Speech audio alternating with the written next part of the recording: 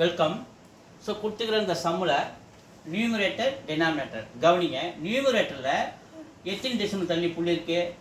ஒரு டெசிமல் தள்ளி புள்ளி இருக்கு. இங்கே 2 3 மொத்தமாக 3 டெசிமல் தள்ளி புள்ளி இருக்கு. அதேமாதிரி டினாமினேட்டரில் பாருங்கள், ஒரு டெசிமல் 2 டெசிமல் தள்ளி புள்ளி இருக்கு. இதையும் சேர்த்திங்கன்னா 3 டெசிமல். அப்போ நியூமரேட்டர்லேயும் 3 டெசிமல், டினாமினேட்டர்லேயும் 3 டெசிமல். அப்போ சமமாக இருக்கிறதுனால நம்ம புள்ளி எடுத்துட்டு எழுதலாம். அப்போ இன்னொரு ரீசன், 3 டெசிமல்னால 1000 மேலேயும் கீழேயும், மேலேயும் 3 டெசிமல் கீழே 3 டெசிமல், மேலேயும் 1000 கீழேயும் 1000 மல்டிப்ளை பண்ணும்போது புள்ளி கேன்சல் ஆகி மீதி இருக்கிற சம்மு நமக்கு என்ன நிற்கும்? 121 டெசிமல் ஃபுல்லாக எடுத்துடுறோம்.